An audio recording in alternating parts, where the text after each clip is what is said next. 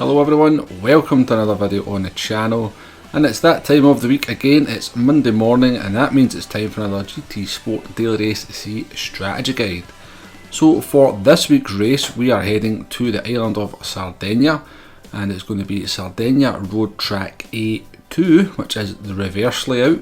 We're in Group 4 machinery, we've got 10 laps to get around, we've got fuel at ×3, tyre wear at ×5, and looking at the tyres we only have the racing hard tyre available.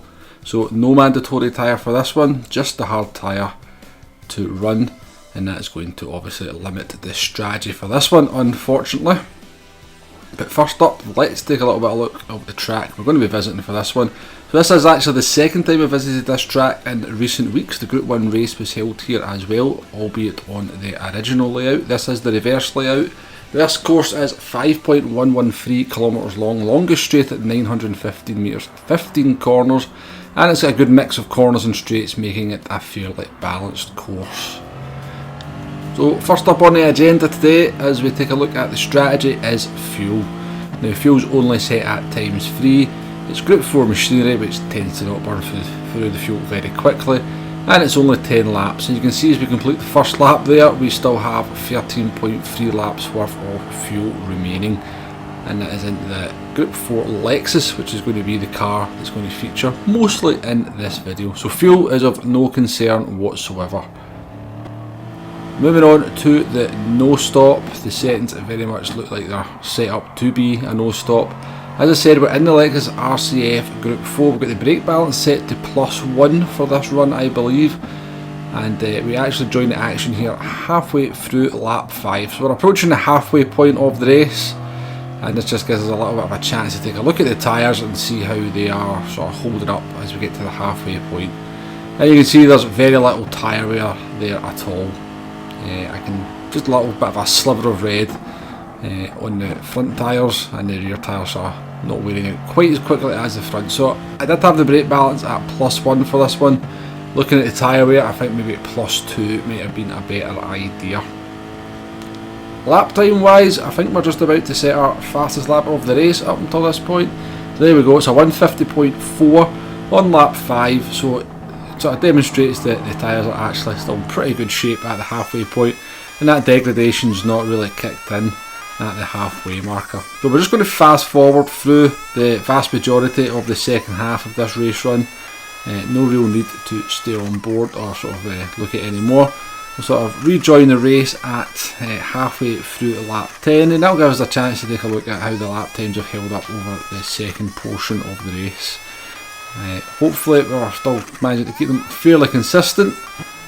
And there we go, we sort of rejoin the action halfway through lap 10. You can see we set our fastest lap there on lap 8, a 150.3, so the tyres are certainly still giving pretty good performance up until that point.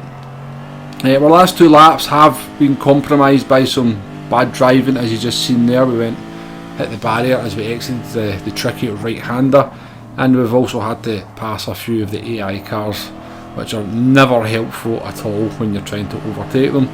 They just stop on the mid corner and stuff. They become even more of a barrier when they're sort of back markers than when you're actually sort of racing them.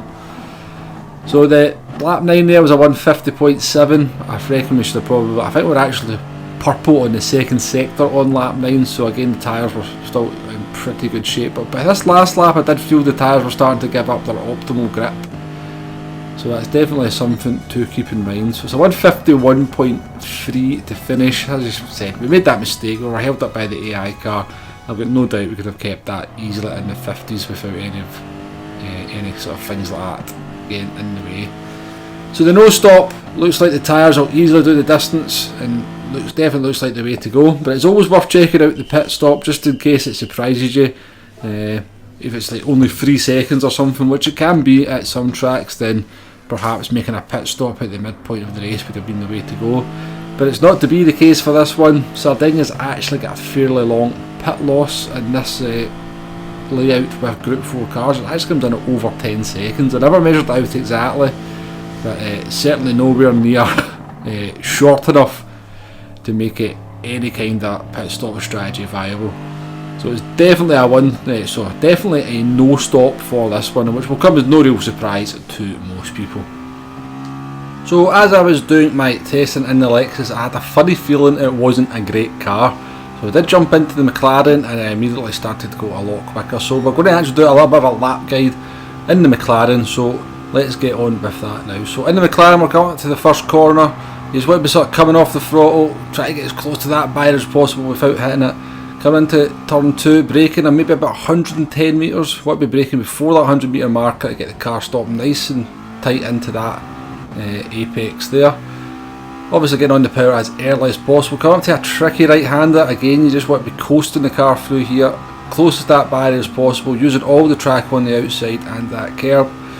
A lot of sort of corners here where you're sort of trail braking and downshifting at the same time. This is an example here. Try to keep the car to the left hand side to give yourself the best line into the right hand part of the corner.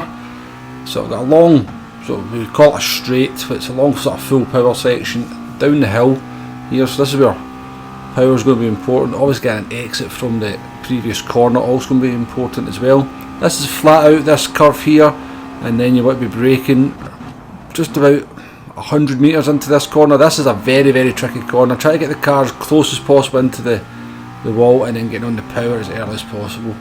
Coming up towards the left hander, maybe braking around about 75 metres. Compromise your speed into the first part to keep the car over on the left hand side. That means you can just go straight on the throttle and keep it on full throttle as you come through the right hand part of the chicane. So we'll come down to another kind of right left sort of braking downshifting zone. And you want to be getting the car into this sort of cambered area as much as you can to help the car around on the power as early as possible, using all the track on the exit. Pull the car over to the right hand side on the straight. That is the shortest line, and it sort of lines you up for the next lap as well. And that is a lap of Sardegna, road track A in reverse. So that pretty much is my findings for this one. Is absolutely no two doubts about it, no stop for this one. 10-second pit stop makes that fairly obvious. I've included a little summary on the screen here of sort of my findings and how I think the sort of races will unfold. So as I said, it's an easy no stop, got no fuel concerns, nor any real tyre concerns, although over the last 2-3 laps you may see some drop off in optimal grip, just depending on how you sort of look after the tyres and I guess what car you're in. The handling cars do seem to have an advantage at this track, so expect the MR cars to be strong, such as the McLaren, the Ferrari and the Porsche. And I'd also include the sort of Toyota 86 in that as well. I think that might be quite a strong car. It'll be interesting to see what cars come to the fore with the new Group 4 BOP in the game anyway. So a little bit of a disappointing race in my opinion this week. No real strategy to speak of. I think this was a kind of perfect race if you ask me, to maybe make it 11 laps, give us the choice of the medium and the hard tyres and make that hard tyre mandatory, especially such a long sort of pit loss.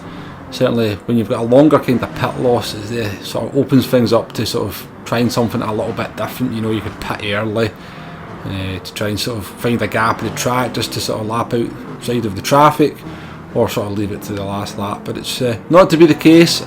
As I said, I don't think it'll be that interesting strategy wise, but I will sort of certainly be participating in this one myself. We'll get some race action together and we'll get a sort of race review video out on the channel maybe Thursday, I think.